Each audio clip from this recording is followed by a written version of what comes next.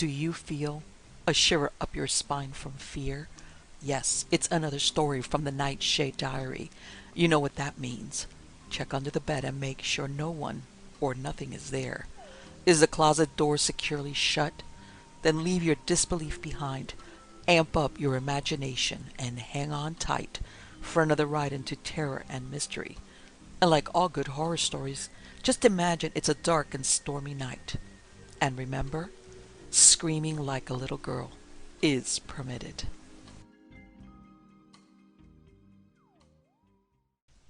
The Dunwich Horror by H.P. Lovecraft, Chapter 1.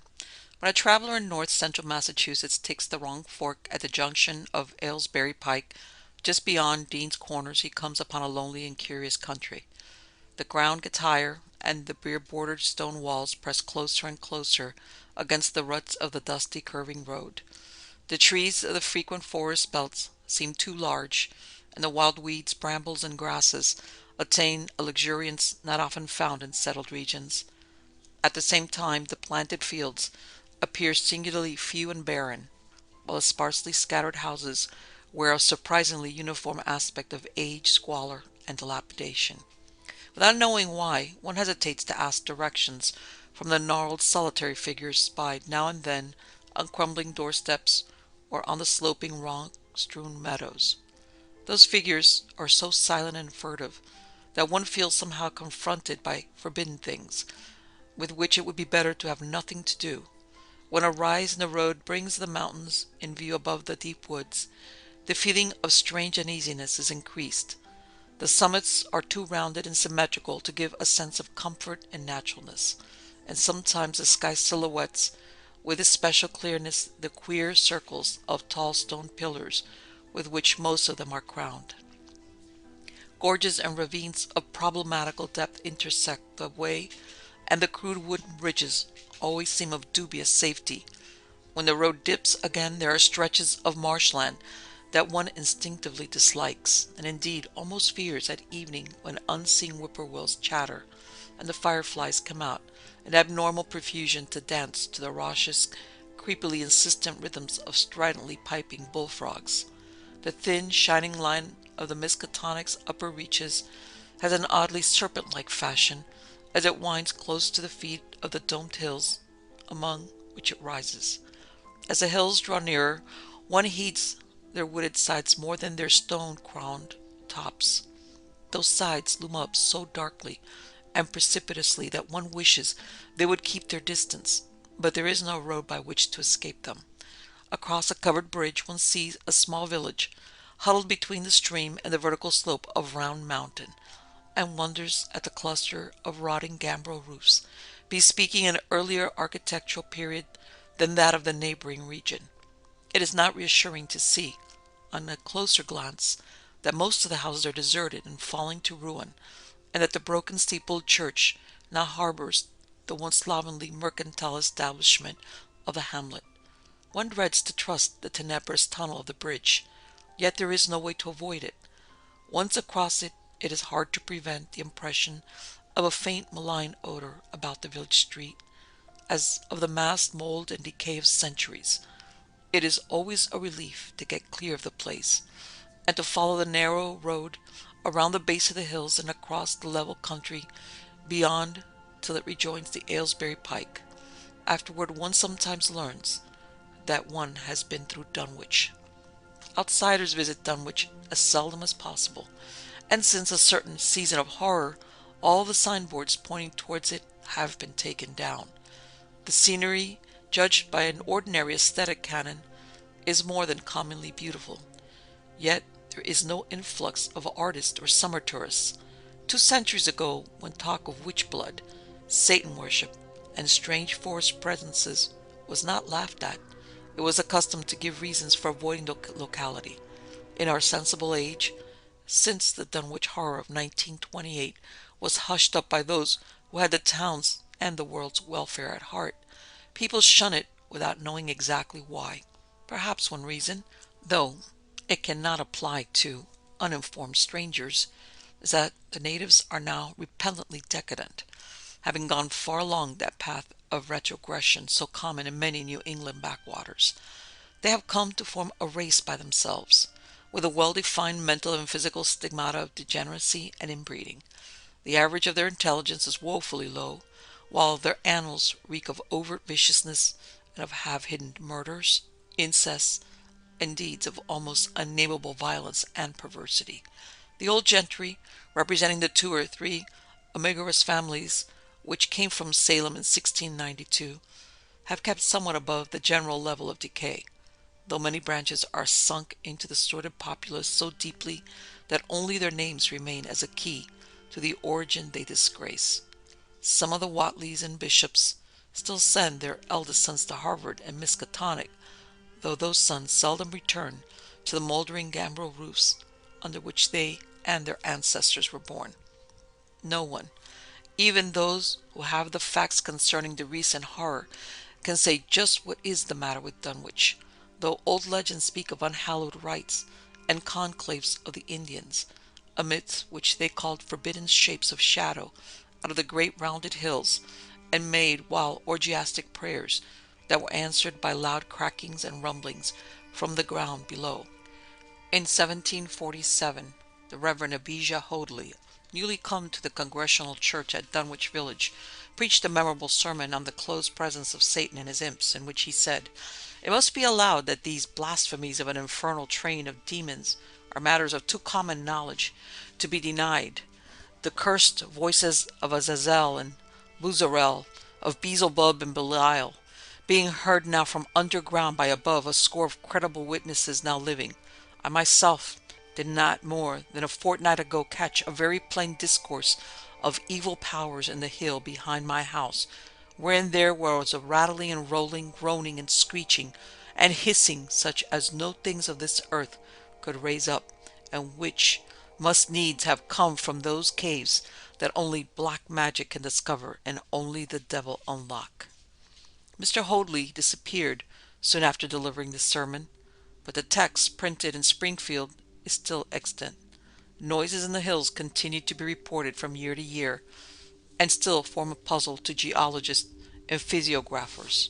Other traditions tell of foul odors near the hill-crowning circles of stone pillars, and of rushing airy presences to be heard faintly at certain hours from stated points at the bottom of the great ravines, while still others try to explain the Devil's Hop Yard, a bleak, blasted hillside where no tree, shrub, or grass blade will grow. Then, too, the natives are mortally afraid of the numerous whippoorwills which grow vocal on warm nights. It is vowed that the birds are psychopomps lying in wait for the souls of the dying, and that they time their eerie cries in unison with the sufferer's struggling breath. If they can catch the fleeing soul when it leaves the body, they instantly flutter away chittering in demonic laughter, but if they fail, they gradually subside into disappointed silence. These tales, of course, are obsolete and ridiculous, because they come down from very old times. Dunwich is indeed ridiculously old, older by far than any of the communities within 30 miles of it. South of the village, one may still spy the cellar walls and chimney of the ancient Bishop House, which was built before 1700, while the ruins of the mill at the falls, built in 1806, formed the most modern piece of architecture to be seen. Industry did not flourish here, and the 19th century factory movement proved short-lived. Oldest of all are the great rings of rough-hewn stone columns on the hilltops, but these are more generally attributed to the Indians than to the settlers. Deposits of skulls and bones found within these circles and around the sizable table-like rock on Sentinel Hill sustain the popular belief that such spots were once the burial places of the Potomac's, even though many ethnologists, disregarding the absurd improbability of such a theory, persist in believing the remains Caucasian. Chapter 2. It was in the township of Dunwich, in a large and partly inhabited farmhouse set against a hillside, 4 miles from the village and 1.5 miles from any other dwelling, that Wilbur Whately was born at 5 a.m. on Sunday, the 2nd of February, 1913. This date was recalled because it was Candlemas, which people in Dunwich curiously observe under another name, and because the noises in the hills had sounded, and all the dogs of the countryside had barked persistently throughout the night before. Less worthy of notice was the fact that the mother was one of the decadent Whateleys, a somewhat deformed, unattractive albino woman of 35, living with an aged and half-insane father, about whom the most frightful tales of wizardry had been whispered in his youth. Lavinia Whateley had no known husband, but, according to the custom of the region, made no attempt to disavow the child, concerning the other side of whose ancestry the country folk might, and did, speculate as widely as they chose. On the contrary, she seemed strangely proud of the dark, goatish-looking infant who formed such a contrast to her own sickly and pink-eyed albinism, and was heard to mutter many curious prophecies about its unusual powers and tremendous future. Lavinia was one who would be apt to mutter such things, for she was a lone creature given to wandering amidst thunderstorms in the hills and trying to read the great odorous books which her father had inherited through 2 centuries of Whateleys, and which were fast falling to pieces with age and wormholes. She had never been to school, but was filled with disjointed scraps of ancient lore that old Whateley had taught her. The remote farmhouse had always been feared because of old Whateley's reputation for black magic, and the unexplained death by violence of Mrs. Whateley when Lavinia was 12 years old had not helped to make the place popular. Isolated among strange influences, Lavinia was fond of wild and grandiose daydreams and singular occupations, nor was her leisure much taken up by household cares in a home from which all standards of order and cleanliness had long since disappeared. There was a hideous screaming which echoed above even the hill noises and the dogs barking on the night Wilbur was born, but no known doctor or midwife presided at his coming. Neighbors knew nothing of him till a week afterward, when old Whateley drove his sleigh through the snow into Dunwich village and discoursed incoherently to the group of loungers at Osborne's general store. There seemed to be a change in the old man, an added element of furtiveness in the clouded brain which subtly transformed him from an object to a subject of fear, though he was not one to be perturbed by any common family event.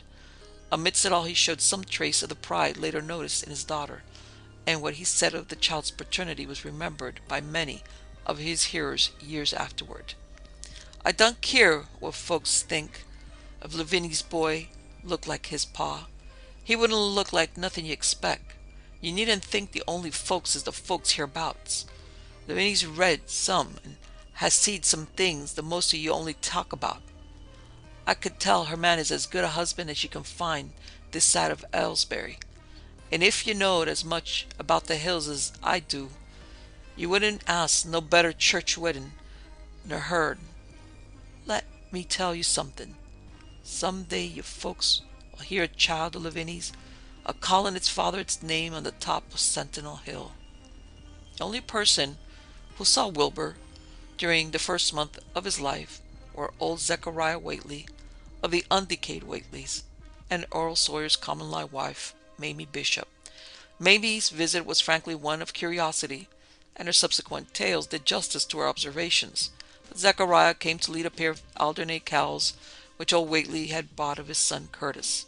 This marked the beginning of a course of cattle buying on the part of small Wilbur's family, which ended only in 1928 when the Dunwich horror came and went. Yet at no time did the ramshackle Whateley barn seem overcrowded with livestock. There came a period when people were curious enough to steal up and count the herd that grazed precariously on the steep hillside above the old farmhouse, and they could never find more than 10 or 12 anemic, bloodless-looking specimens. Evidently some blight or distemper, perhaps sprung from the unwholesome pasturage or the diseased fungi and timbers of the filthy barn, caused a heavy mortality amongst the Whateley animals. Odd wounds or sores, having something of the aspect of incisions, seemed to inflict the visible cattle, and once or twice during the earlier months certain cowlers fancied they could discern similar sores about the throats of the grey, unshaven old man and his slatternly, crinkly-haired albino daughter. In the spring, after Wilbur's birth, Lavinia resumed her customary rambles in the hills, bearing in her misproportioned arms the swarthy child. Public interest in the Whateleys subsided after most of the country folk had seen the baby, and no one bothered to comment on the swift development which that newcomer seemed every day to exhibit. Wilbur's growth was indeed phenomenal, for within 3 months of his birth he had attained a size and muscular power not usually found in infants under a full year of age. His motions and even his vocal sounds showed a restraint and deliberateness highly peculiar in an infant, and no one was really unprepared when at 7 months he began to walk unassisted, with falterings which another month was sufficient to remove. It was somewhat after this time, on Halloween, that a great blaze was seen at midnight on the top of Sentinel Hill, where the old table-like stone stands amidst its tumulus of ancient bones. Considerable talk was started when Silas Bishop, of the undecayed bishops, mentioned having seen the boy running sturdily up that hill ahead of his mother about an hour before the blaze was remarked. Silas was rounding up a stray heifer, but he nearly forgot his mission when he fleetingly spied the two figures in the dim light of his lantern. They darted almost noiselessly through the underbrush, and the astonished watcher seemed to think they were entirely unclothed. Afterwards he could not be sure about the boy, who may have had some kind of a fringed belt and a pair of dark trunks or trousers on. Wilbur was never subsequently seen alive and conscious without complete and tightly buttoned attire, the disarrangement or threatened disarrangement of which always seemed to fill him with anger and alarm. His contrast with his squalid mother and grandfather in this respect was thought very notable, until the horror of 1928 suggested the most valid of reasons. The next January gossips were mildly interested in the fact that Lavinia's black brat had commenced to talk, and at the age of only 11 months. His speech was somewhat remarkable both because of its difference from the ordinary accents of the region, and because it displayed a freedom from infantile lisping of which many children of 3 or 4 might well be proud. The boy was not talkative, yet when he spoke he seemed to reflect some elusive element wholly unpossessed by Dunwich and its denizens. The strangeness did not reside in what he said, or even in the simple idioms he used, but seemed vaguely linked with his intonation or with the internal organs that produced the spoken sounds. His facial aspect, too, was remarkable for its maturity, for though he shared his mother's and grandfather's chinlessness, his firm and precociously shaped nose united with the expression of his large, dark, almost Latin eyes to give him an air of quasi-adulthood and well-nigh preternatural intelligence. He was, however, exceedingly ugly despite his appearance of brilliancy, there being something almost goatish or animalistic about his thick lips, large pored yellowish skin, coarse crinkly hair, and oddly elongated ears. He was soon disliked, even more decidedly than his mother and grandsire, and all conjectures about him were spiced with reference to the bygone magic of old Whately, and how the hills once shook when he shrieked the dreadful name of Yog Sothoth. In the midst of a circle of stones, with a great book open in his arms before him, dogs abhorred the boy, and he was always obliged to take various defensive measures against their barking menace. Chapter 3. Meanwhile, old Whately continued to buy cattle without measurably increasing the size of his herd. He also cut timber and began to repair the unused parts of the house, a spacious, peaked-roofed affair whose rear end was buried entirely in the rocky hillside, and whose 3 least-ruined ground-floor rooms had always been sufficient for himself and his daughter.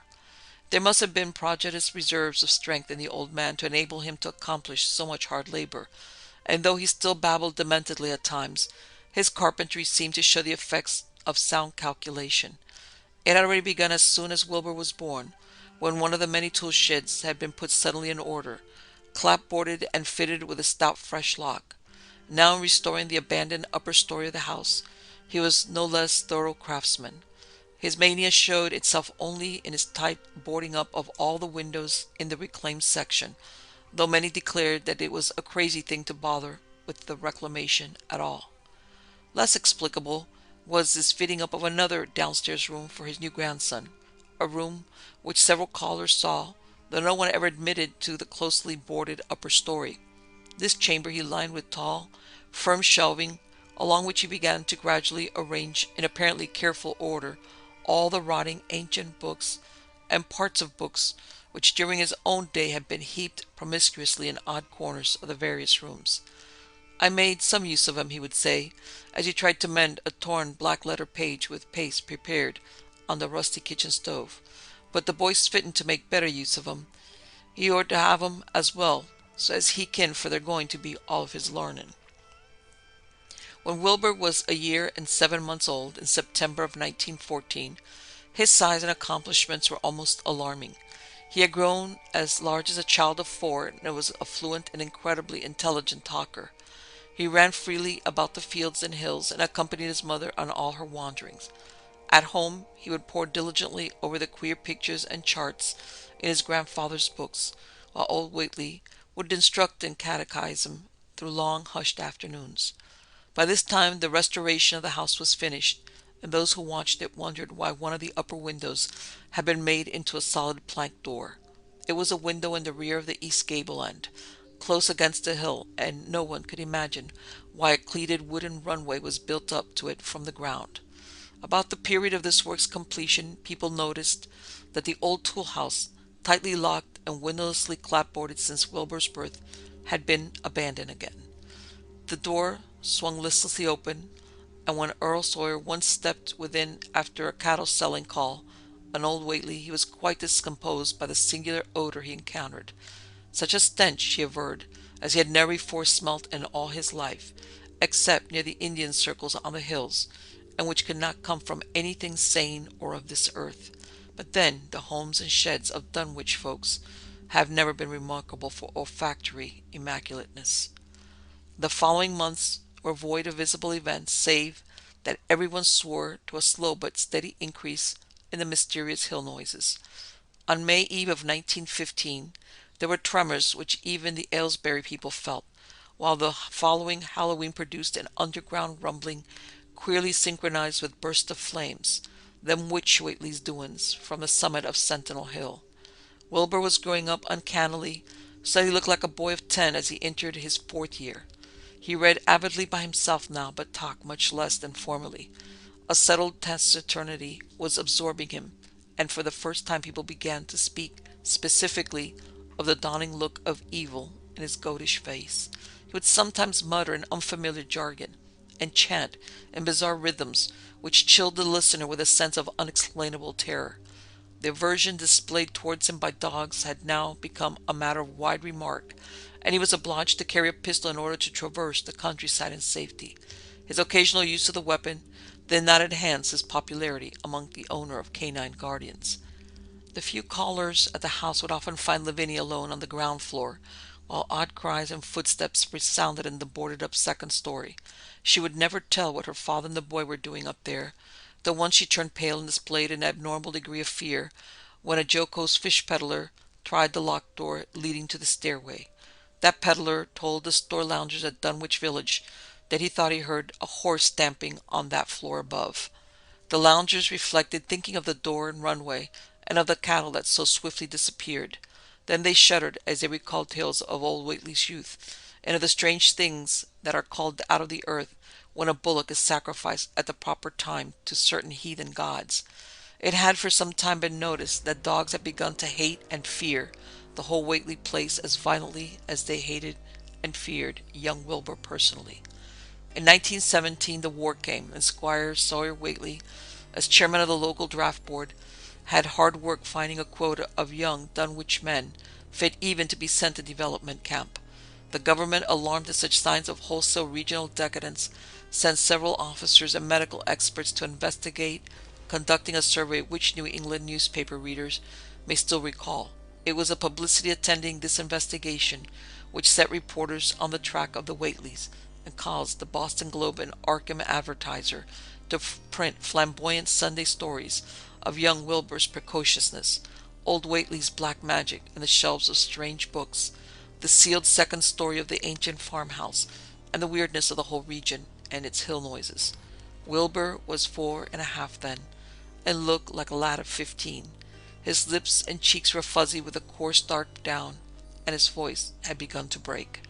Earl Sawyer went out to the Whately place with both sets of reporters and cameramen, and called their attention to the queer stench which now seemed to trickle down from the sealed upper spaces. It was, he said, exactly like a smell he had found in the tool shed abandoned when the house was finally repaired, and the faint odors which he sometimes thought he caught near the stone circle on the mountains. Dunwich folk read the stories when they appeared and grinned over the obvious mistakes. They wondered, too, why the writers made so much of the fact that old Whately always paid for his cattle in gold pieces of extremely ancient date. The Whateleys had received their visitors with ill-concealed distaste, though they did not dare court further publicity by violent resistance or refusal to talk.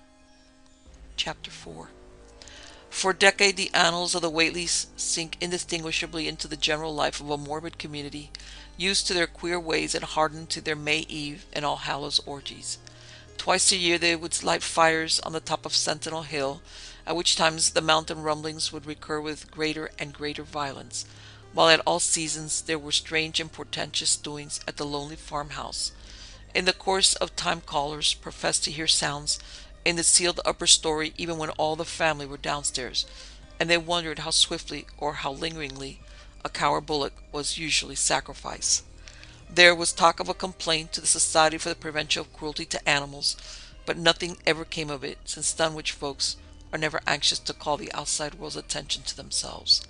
About 1923, when Wilbur was a boy of 10, whose mind, voice, stature, and bearded face gave all the impressions of maturity, a great second siege of carpentry went on at the old house. It was all inside the sealed upper part, and from bits of discarded lumber people concluded that the youth and his grandfather had knocked out all the partitions and even removed the attic floor, leaving only one vast open void between the ground story and the peaked roof. They had torn down the great central chimney too, and fitted the rusty range with a flimsy outside tin stovepipe. In the spring after this event, old Whately noticed the growing numbers of whippoorwills that would come out of Cold Spring Glen to chirp under his window at night. He seemed to regard this circumstance as one of great significance, and told the loungers at Osborne's that he thought his time had almost come. "They whistle just in tune with my breathing now," he said, "and I guess they're getting ready to catch my soul. They know it's a-going out, and don't calculate to miss it. You'll know, boys, arter I'm gone, whether they get me or not. If they do, they'll keep up a-singing and laughing till break of day. If they don't, they'll kind of quiet down, like. I expect them and the souls they hunts for have some pretty tough tussle sometimes." On Lammas night, 1924, Dr. Houghton of Aylesbury was hastily summoned by Wilbur Whately, who had lashed his one remaining horse through the darkness and telephoned from Osborne's in the village.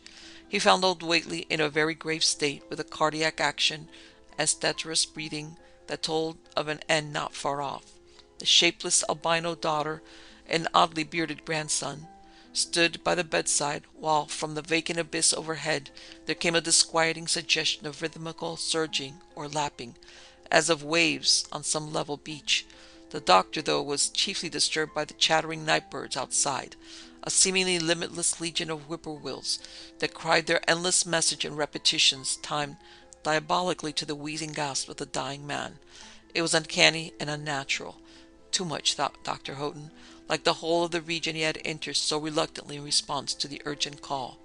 Towards 1 o'clock, old Whately gained consciousness and interrupted his wheezing to choke out a few words to his grandson. "More space, Willie, more space soon. You grows, and that grows faster. It'll be ready to serve you soon, boy. Open up the gates to Yog Sothoth with a long chant that you'll find on page 751 of the complete edition, and then put a match to the prison. Fire from a fire can't burn it now, how?" He was obviously quite mad. After a pause, during which the flock of whippoorwills outside adjusted their cries to the altered tempo, while some indications of the strange hill noises came from afar, he added another sentence or two. "Feed it regular, Willie, and mind the quantity. But don't let it grow too fast for the place, for if it busts quarters or gets about 'fore you're open to Yog Sothoth, it'll all over no use. Only them from beyond can make it multiply and work. Only them, the old ones, as wants to come back." But speech gave place to gasps again, and Lavinia screamed at the way the whippoorwills followed the change. It was the same for more than an hour when the final throaty rattle came. Dr. Houghton drew shrunken lids over the glazing gray eyes as the tumult of birds faded imperceptibly to silence. Lavinia sobbed, but Wilbur only chuckled, while the hill noises rumbled faintly. "They didn't get him," he muttered in his heavy bass voice.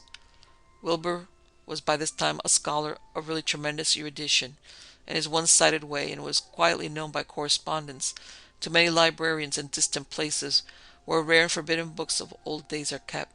He was more and more hated and dreaded around Dunwich because of certain youthful disappearances which suspicion laid vaguely at his door, but was always able to silence inquiry through fear or through use of that fund of old-time gold which still, as in his grandfather's time, went forth regularly and increasingly for cattle buying.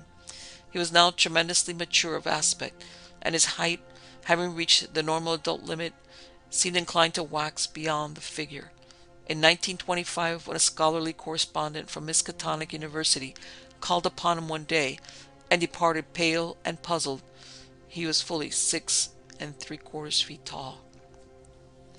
Through all the years, Wilbur had treated his half-deformed albino mother with a growing contempt, finally forbidding her to go to the hills with him on May Eve and Hallowmass, and in 1926 the poor creature complained to Mamie Bishop of being afraid of him. "There's more about him as I know than I can tell you, Mamie," she said, "and nowadays that's more nor what I know myself. I vow for God I don't know what he wants nor what he's a-trying to do." That Halloween, the hill noises sounded louder than ever and the fires burned on Sentinel Hill as usual, but people paid more attention to the rhythmical screaming of vast flocks of unnaturally belated whippoorwills which seemed to be assembled near the unlighted Whately farmhouse. After midnight, their shrill notes burst into a kind of pandemonic cachinnation which filled all the countryside, and not until dawn did they finally quiet down. Then they vanished, hurrying southward, where they were fully a month overdue. What this meant, no one could quite be certain till later. None of the country folk seemed to have died, but poor Lavinia Whately, the twisted albino, was never seen again. In the summer of 1927, Wilbur repaired 2 sheds in the farmyard and began moving his books and effects out to them. Soon afterwards, Earl Sawyer told the lounger at the Osbornes that more carpentry was going on in the Whately farmhouse. Wilbur was closing all the doors and windows on the ground floor, and seemed to be taking out partitions as he and his grandfather had done upstairs 4 years before. He was living in one of the sheds, and Sawyer thought he seemed unusually worried and tremulous. People generally suspected him of knowing something about his mother's disappearance, and very few ever approached his neighborhood now. His height had increased to more than 7 feet, and showed no signs of ceasing its development. Chapter 5. The following winter brought an event no less strange than Wilbur's first trip outside the Dunwich region. Correspondence with the Widener Library at Harvard, the Bibliothèque Nationale in Paris, the British Museum, the University of Buenos Aires, and the Library of Miskatonic University at Arkham had failed to get him the loan of a book he desperately wanted, so at length he set out in person, shabby, dirty-bearded, and uncouth of dialect, to consult the copy at Miskatonic, which was the nearest to him geographically.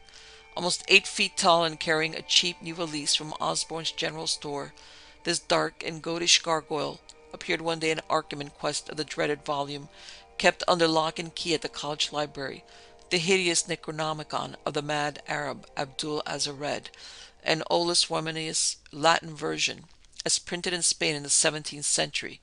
He had never seen a city before, but had no thought save to find his way to the university grounds, where indeed he passed heedlessly by the great white-fanged watchdog that barked with unnatural fury and enmity, and tugged frantically at its stout chain. Wilbur had with him the priceless but imperfect copy of Dr. Dee's English version, which his grandfather had bequeathed him, and upon receiving access to the Latin copy, he at once began to collate the 2 texts with the aim of discovering a certain passage which would have come on the 751st page of his own defective volume.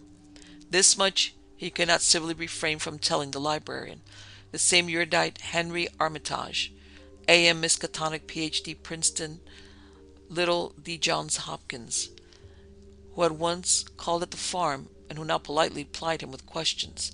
He was looking, had to admit, for a kind of formula or incantation containing the frightful name Jog Sahoth, and it puzzled him to find discrepancies, duplications, and ambiguities, which made the matter of determination far from easy. As he copied the formula he finally chose, Dr. Armitage looked involuntarily over his shoulder at the open pages, the left-hand one of which in the Latin version contained such monstrous threats to the peace insanity of the world. Nor is it to be thought, ran the text as Armitage mentally translated it, that man is either the oldest or the last of earth's masters, or that the common bulk of life and substance walks alone. The old ones were, the old ones are, and the old ones shall be. Not in the spaces we know, but between them. They walk serene and primal, undimensioned and to us unseen. Yog-Sothoth knows the gate. Yog-Sothoth is the gate. Yog-Sothoth is the key and guardian of the gate. Past, present, future, all are one in Yog-Sothoth.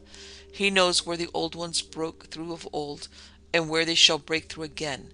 He knows where they had trod earth's fields, and where they will tread them, and why no one can behold them as they tread. By their smell can men sometimes know them near, but of their semblance can no man know, saving only in the features of those they have begotten on mankind. And of those are there many sorts, differing in likeness from man's truest eidolon to that shape without sight or substance which is them. They walk unseen, and fall in lonely places where the words have been spoken, and the rites howled through at their seasons. The wind gibbers with their voices, and the earth mutters with their consciousness. They bend the forest and crush the city, yet may not forest or city behold the hand that smites. Kadath in the whole waste hath known them, and what man knows Kadath? The ice desert of the south and the sunken isles of ocean hold stones whereupon their seals engraved, but who oath seen the deep frozen city, or the sealed tower long garlanded with seaweed and barnacles? Great Cthulhu is their cousin, yet can bespy them only dimly. Shub-Niggurath, as a foulness shall ye know them. Their hand is at your throats, yet ye see them not, and their habitation is even one with your guarded threshold. Yog-Sothoth is a key to the gate, whereby the spheres meet. Man rules now where they ruled once. They shall soon rule where man rules now. After summer is winter, after winter summer. They wait patient and potent, for here shall they reign again. Dr. Armitage, associating what he was reading with what he had heard of Dunwich and its brooding presence, and of Wilbur Whately and his dim, hideous aura that stretched from a dubious birth to a cloud of probable matricide, felt a wave of fright as tangible as a draught of the tomb's cold clamminess. The bent, goatish giant before him seemed like the spawn of another planet or dimension, like something only partly of mankind, and linked the black gulfs of essence, an entity that stretched like Titan phantasms beyond all spheres of force and matter, space and time. Presently Wilbur raised his head and began speaking in that strange, resonant fashion which hinted at sound-producing organs unlike the run of mankind's. "Mr. Armitage," he said, "I calculate I've got to take that book home. They's things in it I've got to try under certain conditions that I can't get here, and it'd be a mortal sin to let a red tape rule hold me up. Let me take you along, sir, and I'll swear there won't nobody know the difference. I don't need to tell you I'll take good care of it. It wants me that puts this D copy in the shape it is." He stopped, as he saw firm denial on the librarian's face, and his own goatish features grew crafty. Armitage, half ready to tell him he might take the copy of what parts he needed, thought suddenly of the possible consequences, and checked himself. There was too much responsibility in giving such a being the key to such blasphemous outer spheres. Whately saw how things stood, and tried to answer lightly. "Well, all right, if you feel that way about it. Maybe Harvard won't be so fussy as you be." And without saying more, he rose and strode out of the building, stooping at each doorway. Armitage heard the savage yelping of the great watchdog and studied Whately's gorilla-like lope as he crossed the bit of campus visible from the window. He thought of the wild tales he had heard and recalled the old Sunday stories in the Advertiser. These things and the lore he had picked up from Dunwich rustics and villagers during his one visit there. Unseen things not of earth, or at least not of tridimensional earth, rushed fetid and horrible through New England's glens and brooded obscenely on the mountain tops. Of this he had long felt certain.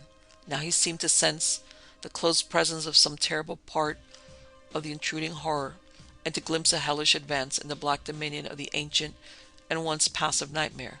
He locked away the Necronomicon with a shudder of disgust, but the room still reeked with an unholy and unidentifiable stench. "As a foulness shall ye know them," he quoted. Yes, the odor was the same as that which he had sickened him at the Whately farmhouse less than 3 years before. He thought of Wilbur, goatish and ominous. Once again he laughed mockingly at the village rumors of his parentage. "Inbreeding?" Armitage muttered half aloud to himself. "Great God, what simpletons! Show them Arthur Macken's Great God Pan, and they'll think it is a common Dunwich scandal. But what thing, what cursed shapeless influence on or off this three-dimensional earth was Wilbur Whately's father? Born on Candlemas, 9 months after May Eve of 1912, when the talk about the queer earth noises reached clear to Arkham. What walked on the mountains that May night? What rude mass horror fastened itself on the world in half-human flesh and blood? During the ensuing weeks, Dr. Armitage set about to collect all possible data on Wilbur Whately and the formless presences around Dunwich. He got in communication with Dr. Houghton of Aylesbury, who had attended old Whately in his last illness, and found much to ponder over in the grandfather's last words, as quoted by the physician.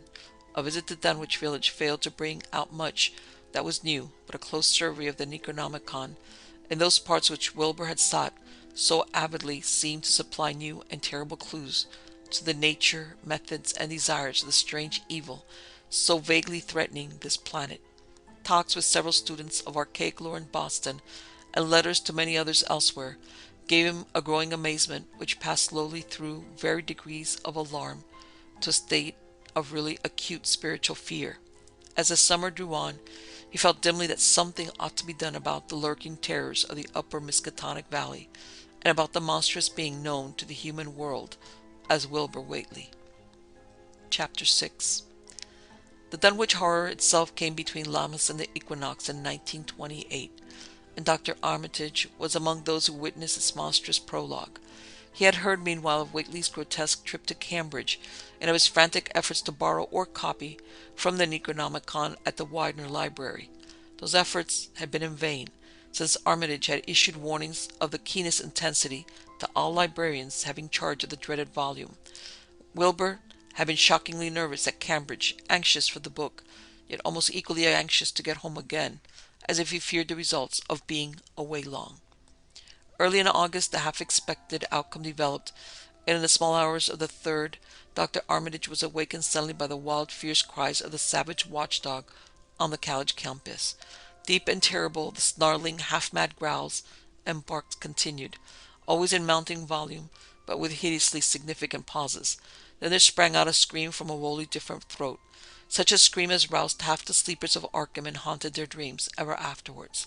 Such a scream as could come from no being born of earth or wholly of earth. Armitage, hastening into some clothing and rushing across the street and lawn to the college building, saw that others were ahead of him and heard the echoes of a burglar alarm still shrilling from the library. An open window showed black and gaping in the moonlight. What had come had indeed completed its entrance, for the barking and the screaming, now fast fading into a mixed low growling and moaning, proceeded unmistakably from within. Some instinct warned Armitage that what was taking place was not a thing for unfortified eyes to see, so he brushed back the crowd with authority as he unlocked the vestibule door. Among the others he saw Professor Warren Rice and Dr. Francis Morgan, men to whom he had told some of his conjectures and misgivings, and those two he motioned to accompany him inside. The inward sounds, except for a watchful droning whine from the dog, had by this time quite subsided, but Armitage now perceived with a sudden start that a loud chorus of whippoorwills among the shrubbery had commenced a damnably rhythmical piping, as if in unison with the last breaths of a dying man. The building was full of a frightful stench, which Dr. Armitage knew too well, and the three men rushed across the hall to the small genealogical reading room, whence the low whining came. For a second nobody dared to turn on the light. Then Armitage summoned up his courage and snapped the switch. One of the three, it is not certain which, shrieked aloud at what sprawled before them among disordered tables and overturned chairs. Professor Rice declares that he wholly lost consciousness for an instant, though he did not stumble or fall. The thing that lay half bent on its side in a fetid pool of greenish-yellow ichor and tarry stickiness was almost 9 feet tall, and the dog had torn off all the clothing and some of the skin. It was not quite dead, which switched silently and spasmodically, while its chest heaved in monstrous unison with the mad piping of the expectant whippoorwills outside. Bits of shoe leather and fragments of apparel were scattered about the room, and just inside the window an empty canvas sack lay where it had evidently been thrown. Near the central desk a revolver had fallen, a dented but undischarged cartridge, later explaining why it had not been fired. The thing itself, however, crowded out all other images at the time. It would be trite and not wholly accurate to say that no human pen could describe it, but one may properly say that it could not be vividly visualized by anyone whose ideas of aspect and contour are too closely bound up with the common life forms of this planet and of the three known dimensions. It was partly human, beyond a doubt, with very man-like hands and heads, and the goatish, chinless face had the stamp of the Whately upon it. But the torso and lower parts of the body were teratologically fabulous, so that only generous clothing could ever have enabled it to walk on earth unchallenged or uneradicated. Above the waist it was semi-anthropomorphic, though its chest, where the dog's rending paw still rested watchfully, had the leathery, reticulated hide of a crocodile or alligator. The back was piebald with yellow and black, and dimly suggested the squamous covering of certain snakes. Below the waist, though, it was the worst, for here all human resemblance left off, and sheer fantasy began. The skin was thickly covered with coarse black fur, and from the abdomen a score of long greenish-gray tentacles with red sucking mouths protruded limply. The arrangement was odd, and seemed to follow the symmetries of some cosmic geometry unknown to Earth or the solar system. On each of the hips, deep set in a kind of pinkish ciliated orbit, was what seemed to be a rudimentary eye, whilst in lieu of a tall there depended a kind of trunk or feeler with purple annular markings, and with many evidence of being an undeveloped mouth or throat. The limbs, save for their black fur, roughly resembled the hind legs of prehistoric Earth's giant saurians, and terminated in ridgy veined pads that were neither hooves nor claws. When the thing breathed, its tail and tentacles rhythmically changed color, as if from some circulatory cause normal to the non-human greenish tinge, while in the tail it was manifest as a yellowish appearance, which alternated with a sickly gray-white in the spaces between the purple rings. Of genuine blood there was none, only the fetid greenish-yellow ichor, which trickled along the painted floor beyond the radius of the stickiness, and left a curious discoloration behind it. As the presence of the three men seemed to rouse the dying thing, it began to mumble without turning or raising its head. Dr. Armitage made no written record of its mouthings, but asserts confidently that nothing in English was uttered. At first the syllables defied all correlation with any speech of earth, but towards the last there came some disjointed fragments evidently taken from the Necronomicon, that monstrous blasphemy in quest of which the thing had perished. These fragments, as Armitage recalls them, ran something like Nagai, Naga, Bug, Shahag, Yahad, Yug-Sahath, Yug-Sahath. They trailed off into nothingness as the whippoorwills shrieked in rhythmical crescendos of unholy anticipation. Then came a halt in the gasping, and the dog raised its head in a long, laborious howl. A change came over the yellow, goatish face of the prostrate thing, and the great black eyes fell in appallingly. Outside the window the shrilling of the whippoorwills had suddenly ceased, and above the murmurs of the gathering crowd there came the sound of a panic-struck whirring and fluttering. Against the moon vast clouds of feathery watchers rose and raced from sight, frantic at what they had sought for prey. All at once the dog started to abruptly give a frightened bark, and leaped nervously out of the window by which it had entered. A cry rose from the crowd, and Dr. Armitage shouted to the men outside that no one must be admitted till the police or medical examiner came. He was thankful that the windows were just too high to permit of peering in, and drew the dark curtains carefully down over each one. By this time 2 policemen had arrived, and Dr. Morgan, meeting them in the vestibule, was urging them for their own sakes to postpone entrance to the stench-filled reading room till the examiner came and the prostrate thing could be covered up. Meanwhile frightful changes were taking place on the floor. One need not describe the kind and rate of shrinkage and disintegration that occurred before the eyes of Dr. Armitage and Professor Rice, but it is permissible to say that aside from the external appearance of face and hands, The really human element in Wilbur Whately must have been very small. When the medical examiner came, there was only a sticky whitish mass on the painted boards. The monstrous odor had nearly disappeared. Apparently Whately had had no skull or bony skeleton, at least in any true or stable sense. He had taken somewhat after his unknown father. Chapter 7. Yet all this was only the prologue of the actual Dunwich horror. Formalities were gone through by bewildered officials, abnormal details were duly kept from press and public, and men were sent to Dunwich and Aylesbury to look up property and notify any who might be heirs of the late Wilbur Whately. They found the countryside in great agitation, both because of the growing rumblings beneath the domed hills, and because of the unwonted stench and the surging, lapping sounds which came increasingly from the great empty shell formed by Whately's boarded-up farmhouse. Earl Sawyer, who tended the horse and cattle during Wilbur's absence, had developed a woefully acute case of nerves. The officials devised excuses not to enter the noisome boarded place and were glad to confine their survey of the deceased living quarters, the newly mended sheds, to a single visit. They filed a ponderous report at the courthouse in Aylesbury, and litigations concerning heirship are said to still be in progress among the innumerable Whateleys, decayed and undecayed, of the upper Miskatonic Valley. An almost interminable manuscript in strange characters written in a huge ledger and adjudged a sort of diary because of the spacing and the variations in ink and penmanship, presented a baffling puzzle to those who found it on the old bureau which served as its owner's desk. After a week of debate, it was sent to Miskatonic University together with the deceased collection of strange books, possibly for study and translation, but even the best linguists soon saw that it was not likely to be unriddled with ease. No trace of the ancient gold with which Wilbur and old Whately had always paid their debts had yet been discovered. It was in the dark of September 9th that the horror broke loose. The hill noises had been very pronounced during the evening, and dogs barked frantically all night. Early risers on the 10th noticed a particular stench in the air. About 7 o'clock, Luther Brown, the hired boy at George Court, back from his morning trip to 10-acre meadow with the cows.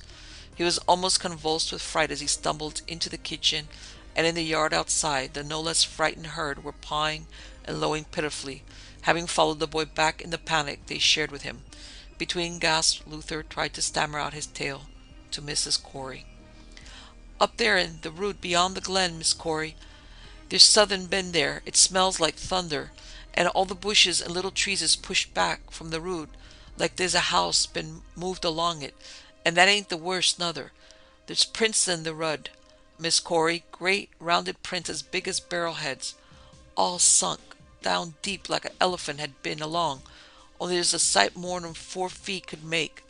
I looked at one or two afore I run, and I see every one was covered with lines spreading out from one place like as if big palm leaf fans, 2 or 3 times as big as any they is. Had have been pounded down into the mud, and the smell was awful, like what is around Wizard Whately's old house." Here he faltered, and seemed to shiver afresh with a fright that had sent him flying home. Mrs. Corey, unable to extract more information, began telephoning the neighbors, thus starting on its rounds the overture of panic that heralded the major terrors. When they got Sally Sawyer, housekeeper at Seth's Bishop, the nearest place to Whately's, it became her turn to listen instead of transmit, for Sally's boy Chauncey, who slept poorly, had been up the hill towards Whately's, and had dashed back in terror after one look at the place, and at the pasturage where Mr. Bishop's cows had been left out all night. "Yes, Miss Corey," came Sally's tremulous voice over the party wire. "Chancey, he just come back a-postin' and couldn't half talk for beatin' scared. He says old Whately's house is all blowed up with timbers scattered round like they've been dynamite inside. Only the bottom floor ain't through, but it's all covered with a kind of tar-like stuff that smells awful and drips down off the edges onto the ground where the side timbers is blown away. And there are awful kinder marks in the yard too, great round marks, bigger round than a hogshead, and all sticky with stuff like is on the brown-up house. Chancey, he says they lead off into the meadows, where a great swath right in the barn is matted down, and all the stone walls tumbled every which ways wherever it goes. And he says he, Miss Corey is how he got to look for Seth's cows. Frightened he is, 'cause he was found them in the upper pasture nigh the devil's hop yard in an awful shape. Half of 'em clean gone, and nigh half of them that's left is sucked almost dry of blood, with sores on 'em like they been on Watley's cattle ever since Lavinia's black brat was born. Seth, he's gone out now to look at 'em, though I vow he won't care to get very nigh Wizard Whately's. Chancey didn't look careful to see what that matted down swath let after it left the pasturage, but he says he thinks it pinted toward the Glen Road to the village. I tell you, Miss Corey, there's Southern abroad as hadn't orter been abroad, and I for one think that Black Wilbur Whately has come to the bad end he deserved, at the bottom of the breeding of it. He wasn't all human hisself, I always say to everybody, and I think he and old Whately must a raised Southern in there that nailed up house as ain't even so human as he was. There allus been unseen things around Dunwich, living things, as ain't human and ain't good for human folks. The ground was a talking last night, and towards morning, Chancey, he heard the whippoorwill so loud and Colonel Spring's Glen he couldn't sleep none. Then he thought he heard another faint like sound over toward Wizard Whately's, a kind of ripping or tearing or wood, like some big box or crate was being opened far off. What with this and that, he didn't get to sleep at all till sunup, and no sooner was he up this morning but he got to go over to Whately's and see what's the matter. He see enough, I tell you, Miss Corey.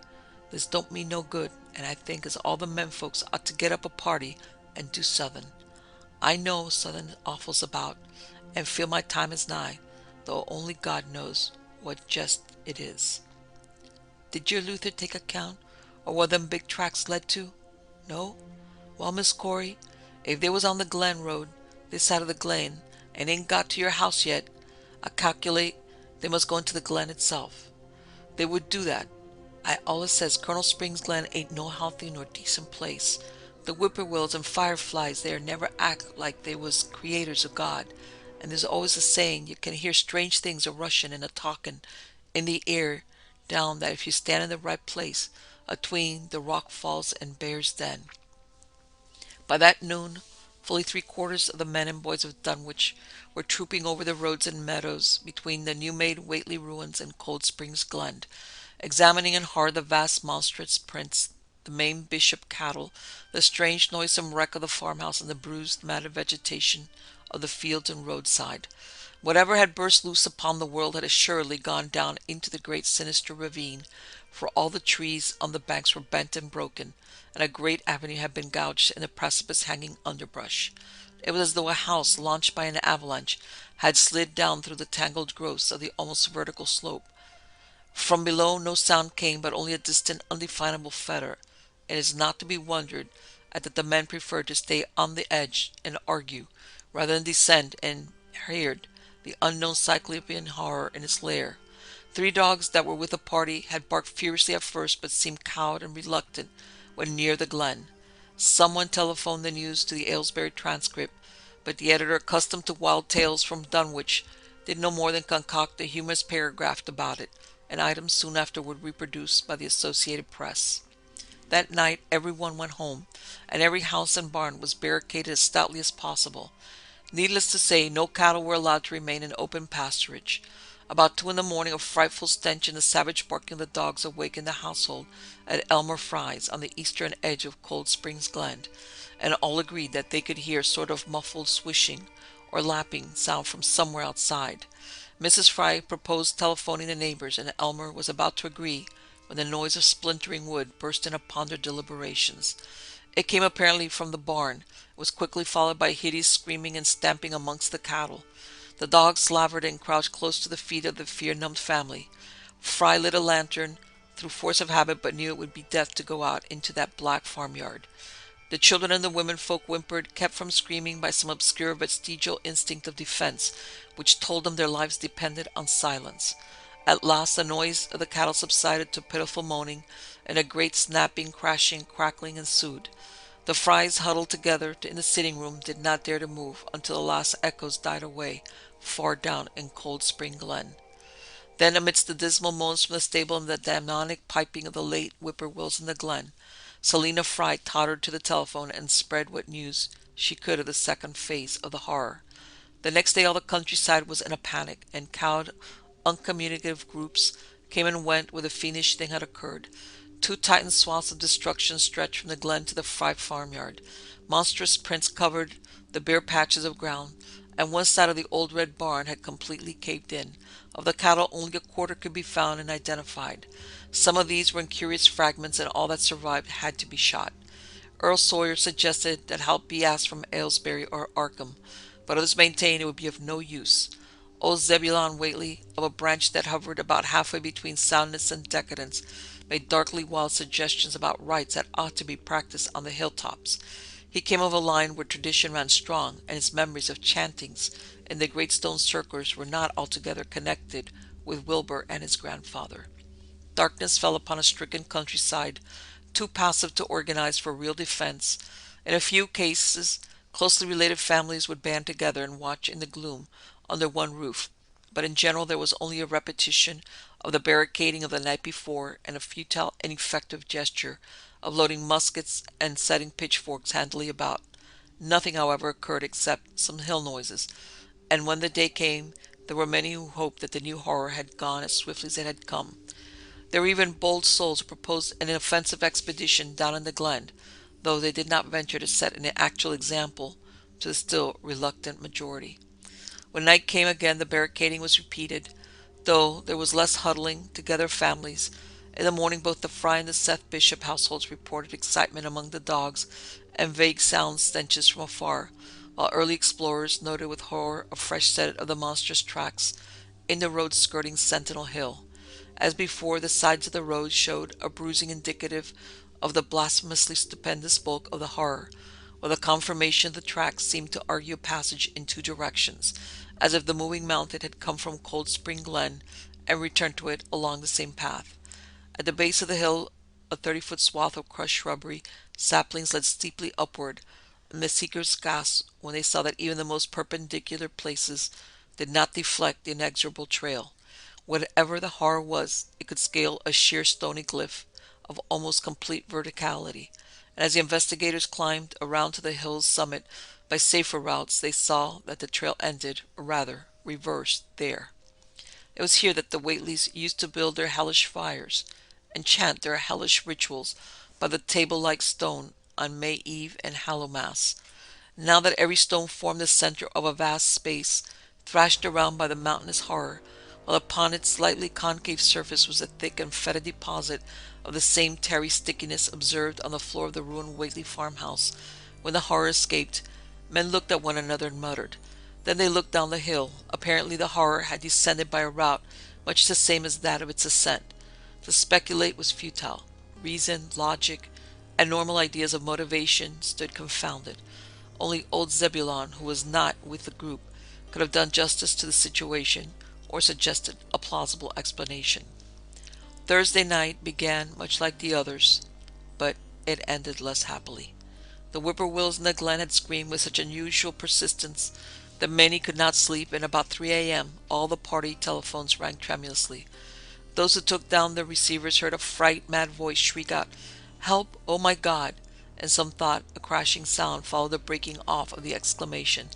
There was nothing more, no one dared to do anything, and no one knew till morning whence the call came. Then those who had heard it called everyone on the line, and found that only the Frys did not reply. The truth reappeared an hour later, when a hastily assembled group of armed men trudged out to the Fry place at the head of the glen. It was horrible, yet hardly a surprise. There was more swaths and monstrous prints, but there was no longer any house. It caved in like an eggshell, and among the ruins nothing living or dead could be discovered. Only a stench and a tarry stickiness. The Almore Frys had been erased from Dunwich. Chapter 8.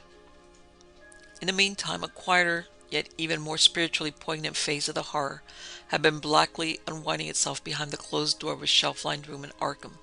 The curious manuscript record or diary of Wilbur Whately, delivered to Miskatonic University for translation, had caused much worry and bafflement among the experts in language both ancient and modern. its very alphabet notwithstanding a general resemblance to the heavily shaded Arabic used in Mesopotamia, being absolutely unknown to any available authority. The final conclusion of the linguist was that the text represented an artificial alphabet, giving the effect of a cipher, though none of the usual methods of cryptographic solution seemed to furnish any clue, even when applied on the basis of every tongue the writer might conceivably have used. The ancient books taken from Whately's quarters, while absorbingly interesting and in several cases promising to open up new and terrible lines of research among philosophers and men of science, were of no assistance whatever in this matter.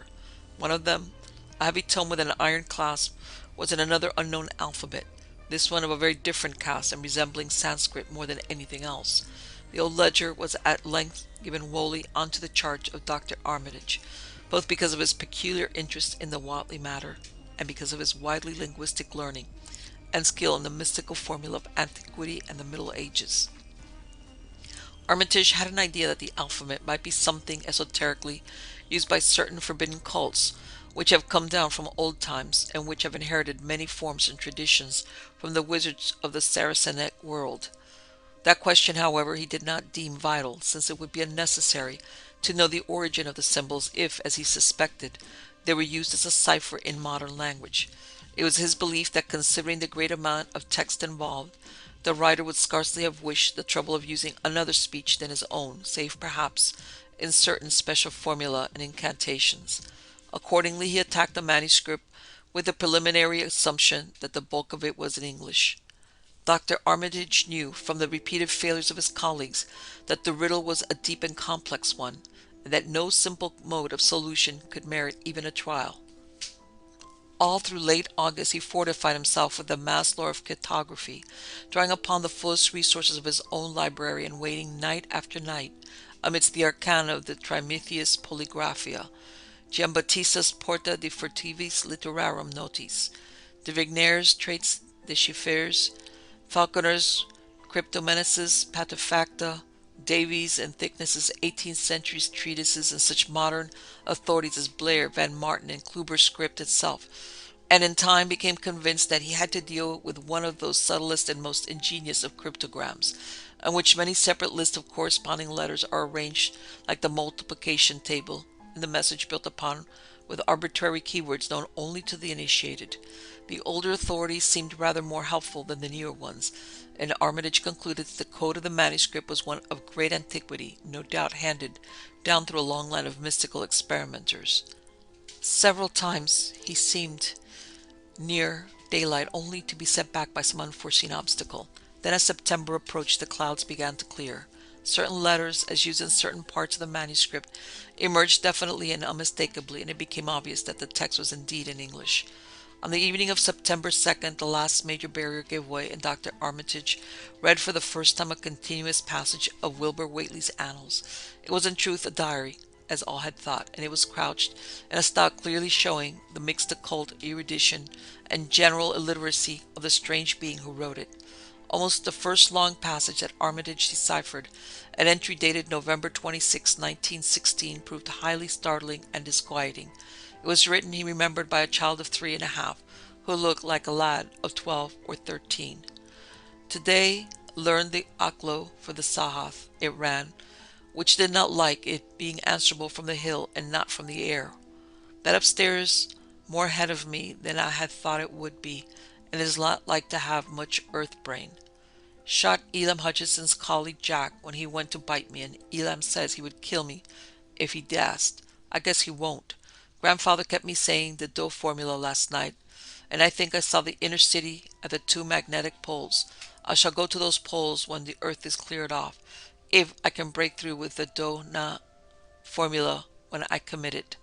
They from the air told me at Sabbath that it will be years before I can clear off the earth, and I guess grandfather will be dead then, so I shall have to learn all the angles of the planes and all the formulas between the and the Nignur. They from outside will help, but they cannot take body without human blood. That upstairs looks it will have the right cast.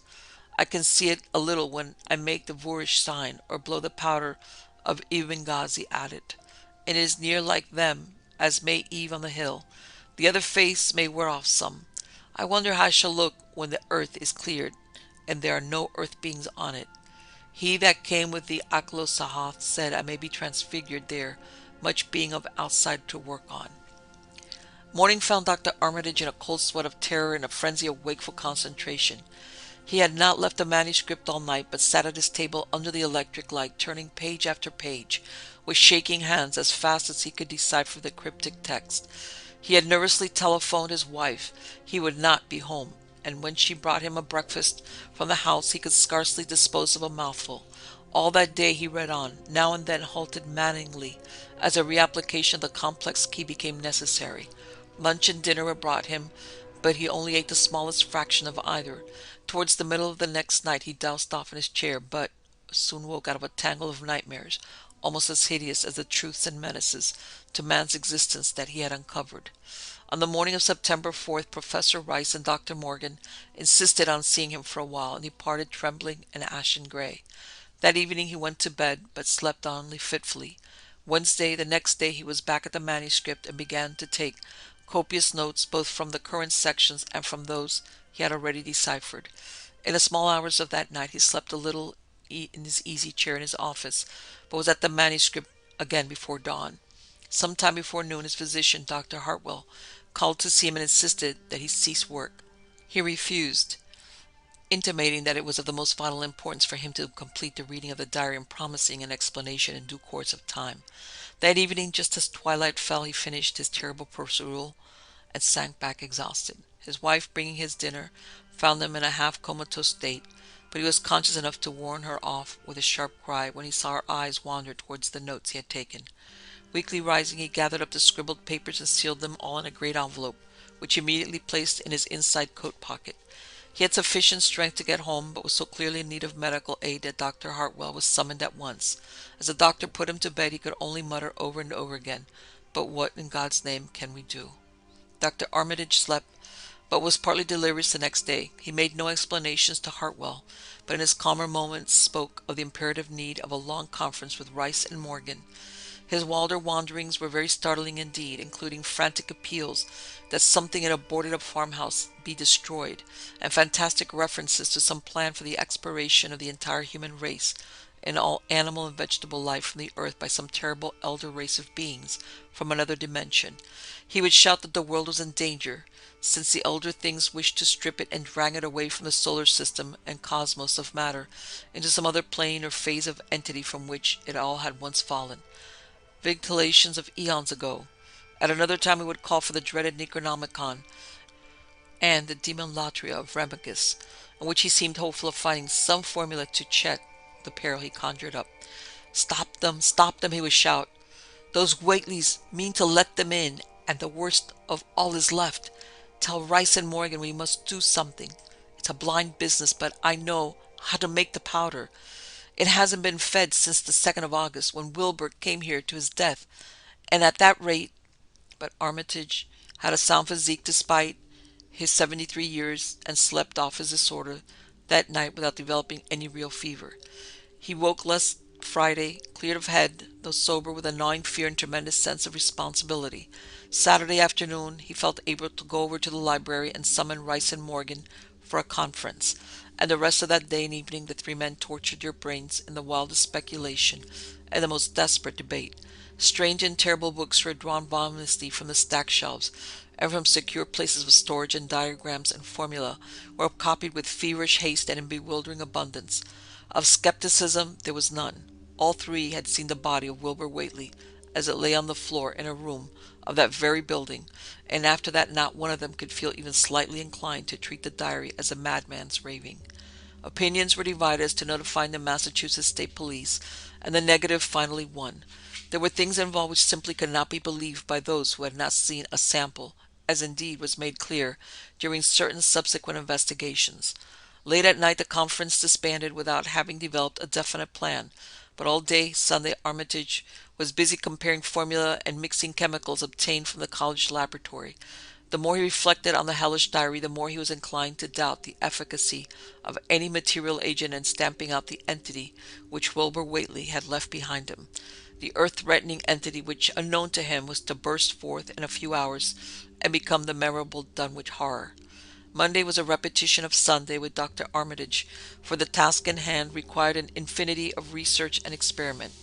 Further consultations of the monstrous diary brought about various changes of plan, and he knew that even in the end a large amount of certainty must remain. By Tuesday he had a definite line of actions mapped out, and believed he would try a trip to Dunwich within a week. Then on Wednesday the great shock came. Tucked obscurely away in a corner of the Arkham Advertiser was a facetious little item from the Associated Press, telling what a record-breaking monster the bootleg whiskey of Dunwich had raised up. Armitage, half stunned, could only telephone for Rice and Morgan. Far into the night they discussed, and the next day was a whirlwind of preparation on the part of them all. Armitage knew he would be meddling with terrible powers, yet saw that there was no other way to annul the deeper and more malign meddling which others had done before him. Chapter 9. Friday morning, Armitage, Rice, and Morgan set out by motor for Dunwich, arriving at the village about 1 in the afternoon. The day was pleasant, but even in the brightest sunlight a kind of quiet dread and portent seemed to hover over the strangely domed hills and the deep, shadowy ravines of the stricken region. Now and then on some mountain top a gaunt circle of stones could be glimpsed against the sky. From the air of hushed fright in Osborne's store they knew something hideous had happened, and soon learned of the annihilation of the Elmer Fry house and family. Throughout that afternoon they rode around Dunwich, questioning the natives concerning all that had occurred, and seeing for themselves, with rising pangs of horror, the dear Fry ruins, with their lingering traces of the terry stickiness, the blasphemous tracks in the Fry yard and the wounded Seth Bishop cattle, and the enormous swaths of disturbed vegetation in various places.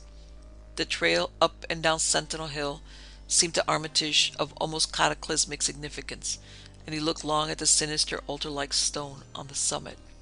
At length the visitors, apprised of a party of state police which had come from Aylesbury that morning in response to the first telephone reports of the Fry tragedy, decided to seek out the officers and compare notes as far as practicable.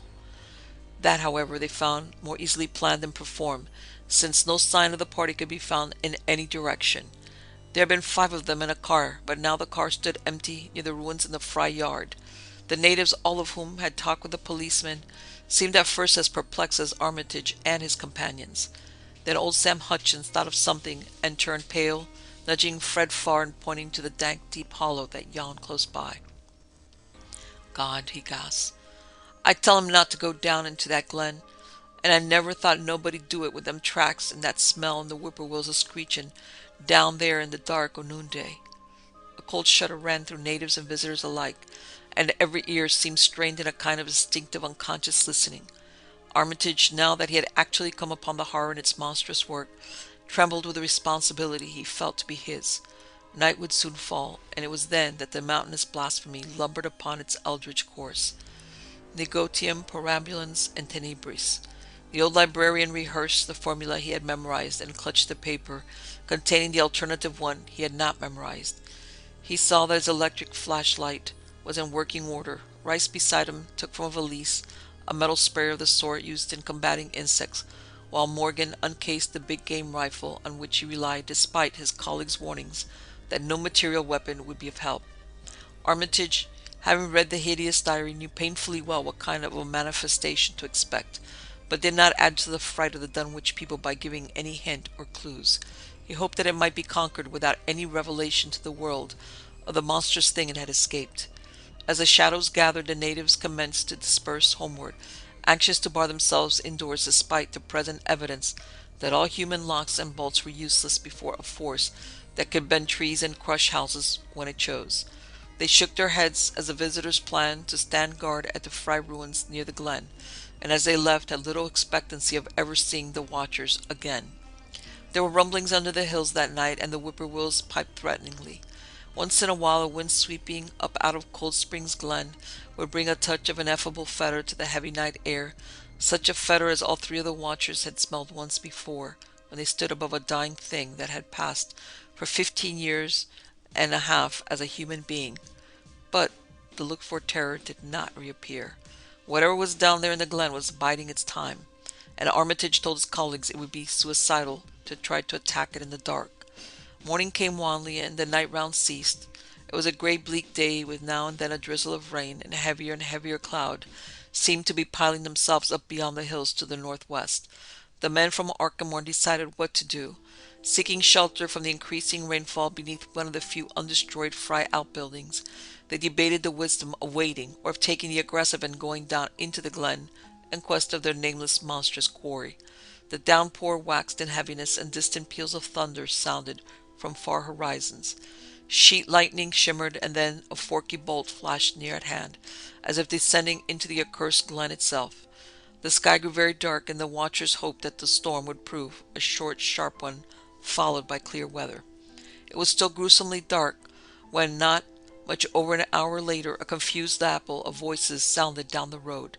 Another moment brought to view a frightened group of more than a dozen men, running, shouting, and even whimpering hysterically. Someone in the lead began sobbing out words. The Arkham men started violently when those words developed a coherent form. "Oh, my God, my God," the voice choked out. "It's a-goin' again, and this time by day. It's out, and it's out and a-moving this very minute, and only the Lord knows when it'll be on us all."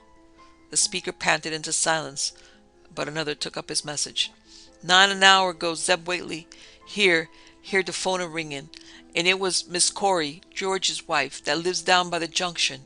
She says the hired boy Luther was driving the cows from the storm after the big bolt, when he sees all the trees a-bending at the mouth of the glen opposite side of this, and smelt that same awful smell like he smelt when he found the big tracks last Monday morning. And he says there was a whishin', lappin' sound, more like what the bending trees and bushes would make, and all of a sudden the trees along the road begun to get pushed to one side, and there was an awful stomping and splashing in the mud. But mind you, Luther, he didn't see nothing at all, only just the bending trees and underbrush. Then for ahead, where Bishop's Brook goes under the road, he heard an awful creaking and straining on the bridge, and says he could tell the sound of wood starting to crack and split, and all the whiles he never seen a thing, only them trees and bushes a-bending. And when the swishing sound got very far off, on the road towards Wizard Whately's and Sentinel Hill, Luther, he had the guts to step up when he heard it first and look at the ground. It was all mud and water, and the sky was dark, and the rain was wiping out all the tracks about as fast as could be. But beginning at the glen's mouth, where the trees had moved, there was still some of them awful prints big as bar, like he seen Monday." At this point, the first excited speaker interrupted. "But that ain't the trouble now. That was only the part Zeb here was calling folks up, and everybody was a-listening, and when a call from Seth Bishop's cut in, his housekeeper Sally was carrying on fit to kill. She just seed the trees a-bending beside the road, and says there was a kind of mushy sound, like a elephant puffing and treading, a-heading for the house. Then she up and spoke sudden of a fearful smell, and says her boy Chancey was a-screaming as how it was just like what he smelt up to the Whately rewinds Monday morning, and the dogs was a-barking and whining awful. And then she let out a terrible yell, and says the shed down the road had just came in like the storm had blowed it over. Only the wind wasn't strong enough to do that. Everybody was a-listening, and we could hear lots of folks on the wire gasping. All to once, Sally she yelled again and says the front yard picket fence had just crumbled up, though there was no sign of what done it. Then everybody on the line could hear Chancey and old Seth Bishop a-yelling too, and Sally was a-shrieking about that southern heavy had struck the house. Not lightning nor nothing, but something heavy again the front that kept a-launching itself again and again, though you couldn't see nothing of the front windows. And then lines of fright deepened on every face, and Armitage, shaken as he was, had barely poise enough to prompt the speaker. "And then Sally she yells out, 'Oh, help! The house is a-caving in,' and on the wire we could hear terrible crashing and a whole folk a-screaming, just like when Elmer Fry's place was took, only was—" The man paused, and another of the crowd spoke. "That's all. Not a sound or squeak over the phone after that. Just still like.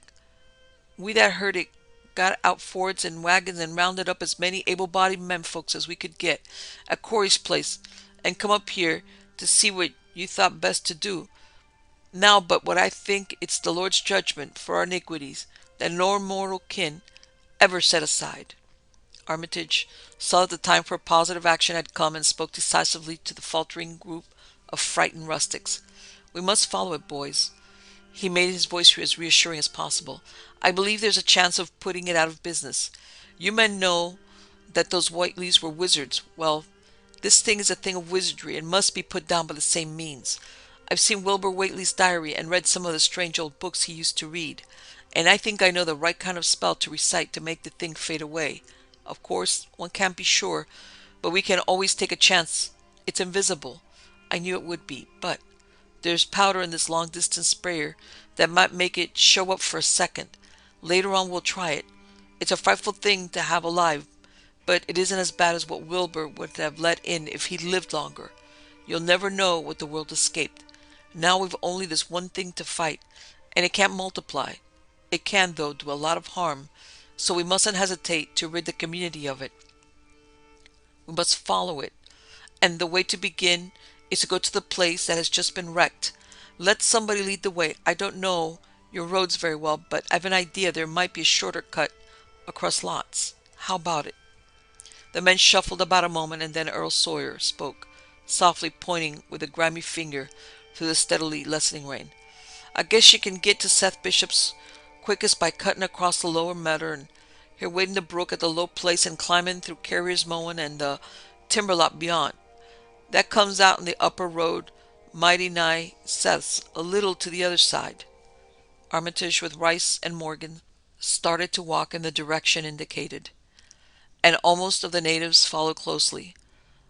The sky was growing lighter, and there were signs that the storm had worn itself away. When Armitage inadvertently took a wrong direction, Joe Osborne warned him and walked ahead to show the right one. Courage and confidence were mounting, though the twilight of the most perpendicular wooded hill which lay toward the end of their shortcut, and among whose fantastic ancient trees they had to scramble as if up a ladder, put these qualities to a severe test. At length they emerged on a muddy road to find the sun coming out. They were a little beyond the Seth Bishop place, but bent trees and hideously unmistakable tracks showed what had passed by. Only a few moments were consumed in surveying the ruins just round the bend. It was the fright incident all over again, and nothing dead or living was found in either the collapsed shells which had been the bishop's house and barn. No one cared to remain there amidst the stench and tarry stickiness, but all turned instinctively to the line of horrible prints leading on towards the wrecked Whiteley farmhouse and the altar-crowned slopes of Sentinel Hill. As the men passed the site of Wilbur Whately's abode, they shuddered visibly and seemed again to mix hesitancy with their zeal. It was no joke tracking down something as big as a house that one could not see, but that had all the vicious malevolence of a demon. Opposite the base of Sentinel Hill the tracks left the road, and there was a fresh bending and matting visible along the broad swath, marking the monster's former route to and from the summit. Armitage produced a pocket telescope of considerable power and scanned the steep green side of the hill. Then he handed the instrument to Morgan, whose sight was keener. After a moment of gazing, Morgan cried out sharply, passing the glass to Earl Sawyer and indicating a certain spot on the slope with his finger. Sawyer, as clumsy as most non-users of optical devices, fumbled a while, but eventually focused the lenses with Armitage's aid. When he did so, his cry was less restrained than Morgan's had been. "God Almighty! The grass and bushes is moving. It's a-going up, slow like, creeping up, to the top this minute. Heaven only knows what for." Then the germ of panic seemed to spread among the seekers. It was one thing to chase the nameless entity, but quite another to find it. Spells might be all right, but suppose they weren't? Voices began questioning Armitage about what he knew of the thing, and no reply seemed quite to satisfy. Everyone seemed to feel himself in close proximity to phases of nature and of being utterly forbidden and wholly outside the sane experience of mankind. Chapter 10. In the end, the three men from Arkham, old, white-bearded Dr. Armitage, stocky, iron-gray Professor Rice, and lean, youngish Dr. Morgan, ascended the mountain alone. After much patient instruction regarding its focusing and use, they left the telescope with a frightened group that remained in the road, and as they climbed they were watched closely by those among whom the glass was passed around.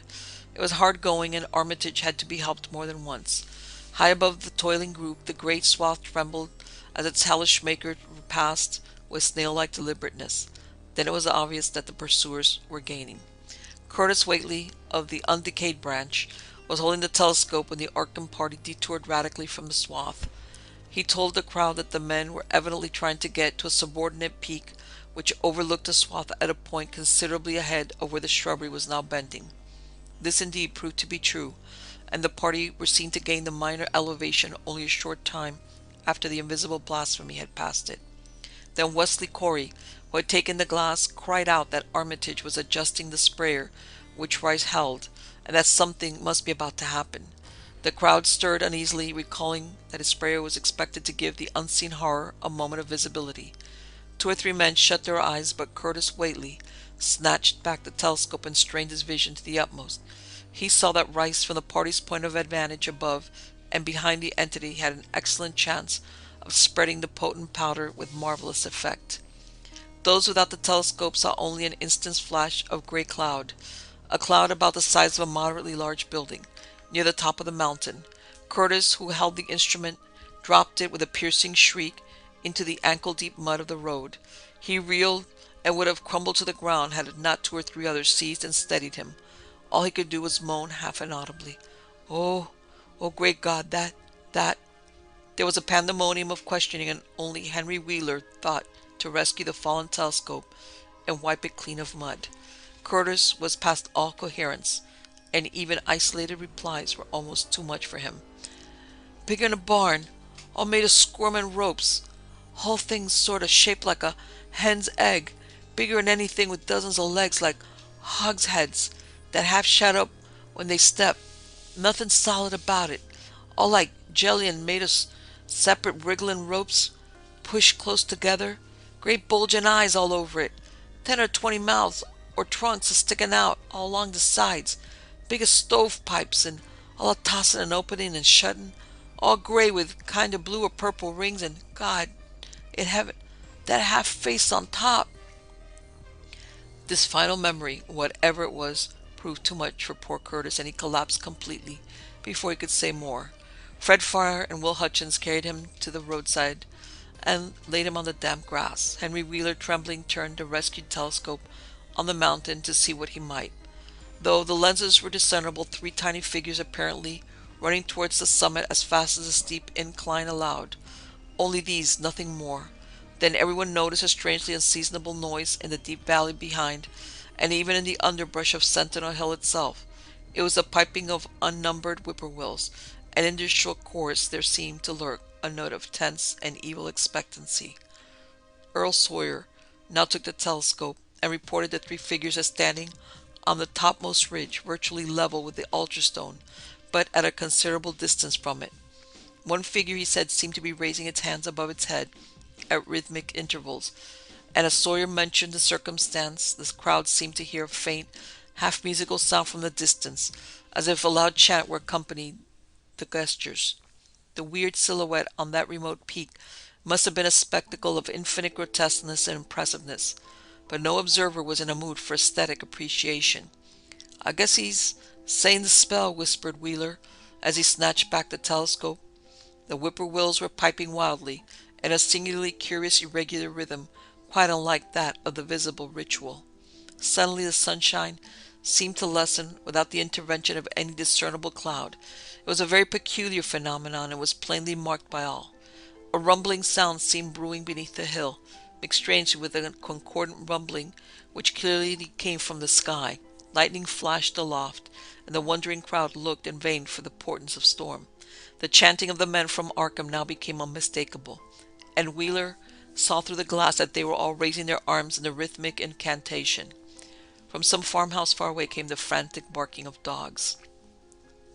The change in the quality of the daylight increased, and the crowd gazed about the horizon in wonder. A purplish darkness, born of nothing more than a spectral deepening of the sky's blue, pressed down upon the rumbling hills. Then the lightning flashed again, somewhat brighter than before, and the crowd fancied that it showed a certain mistiness around the altar stone on the distant height. No one, however, had been using the telescope at that instant. The whippoorwills continued their irregular pulsation, and the men of Dunwich braced themselves tensely against some imponderable menace which the atmosphere seemed surcharged. Without warning came those deep, cracked, raucous, vocal sounds which will never leave the memory of the stricken group who heard them. Not from any human throat were they born, for the organs of man can yield no such acoustic perversions. Rather would one have said they came from the pit itself, had not their source been so unmistakably the altar stone on the peak. It is almost erroneous to call them sounds at all, since so much of their ghastly infra-bass timbre spoke to dim seats of consciousness and terror far subtler than the ear. Yet one must do so, since their forms was indisputably, though vaguely, that of half-articulate words. Those were loud, loud as the rumblings and the thunder above which they echoed. Yet did they come from no visible being, and because the imagination might suggest a conjectural source in the world of non-visible beings, the huddled crowd at the mountain's base huddled still closer and winced as of an expectation of a blow. Yigna, Yigna, Sogyagoth, rang the hideous croaking sound of space. The speaking impulse seemed to falter here, as if some frightful psychic struggle were going on. Henry Wheeler strained his eye at the telescope, but saw only the three grotesquely silhouetted human forms on the peak, all moving their arms furiously and in strange gestures as their incantations grew near its culmination.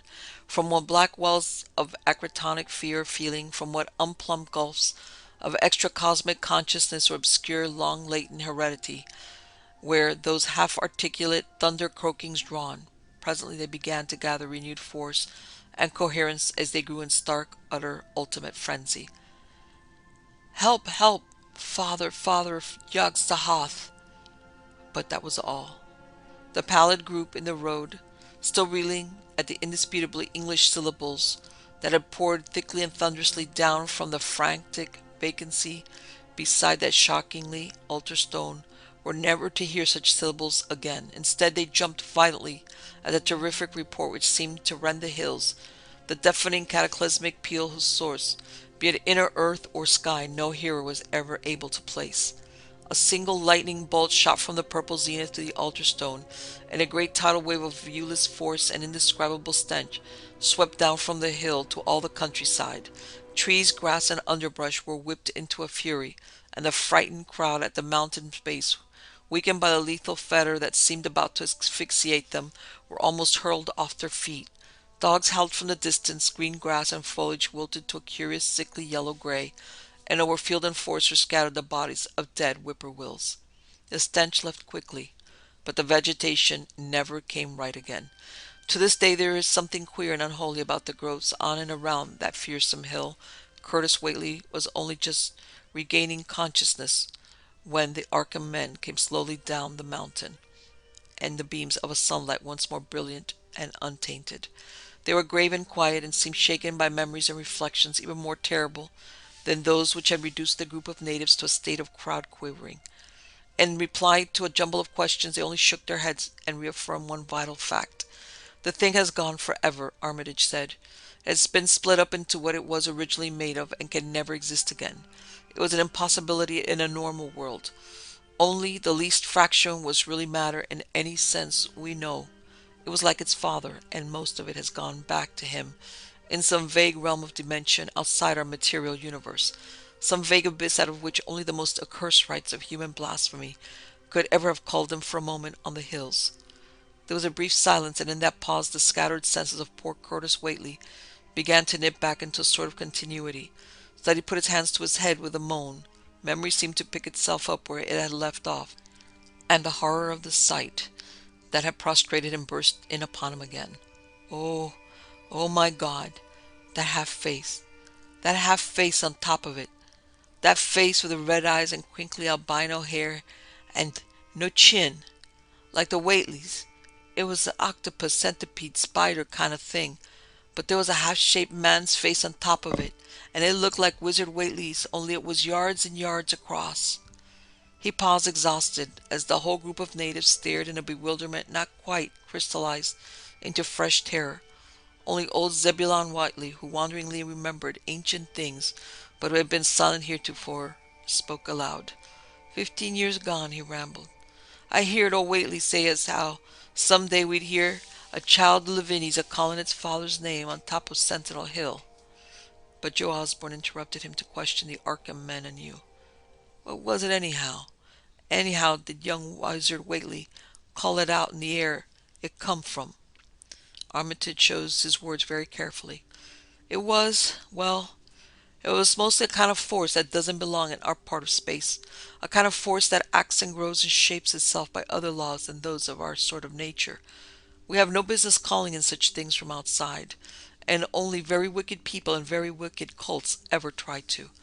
There was some of it in Wilbur Whately himself, enough to make a devil and a precocious monster of him, and to make his passing out a pretty terrible sight. I'm going to burn his accursed diary, and if you men are wise, you'll dynamite that altar stone up there and pull down all the rings of standing stones on the other hills. Things like that brought down the beings those Whateleys were so fond of, the beings they were going to let in tangibly to wipe out the human race, and drag the earth off to some nameless place for some nameless purpose. But as to this thing we've just sent back, the Whateleys raised it for a terrible part in the doings that were to come. It grew fast and big, from the same reason that Wilbur grew fast and big, but it beat him because he had a greater share of the outsiderness in it. You needn't ask how Wilbur called it out in the air. He didn't call it out. It was his twin brother, but it looked more like the father than he did.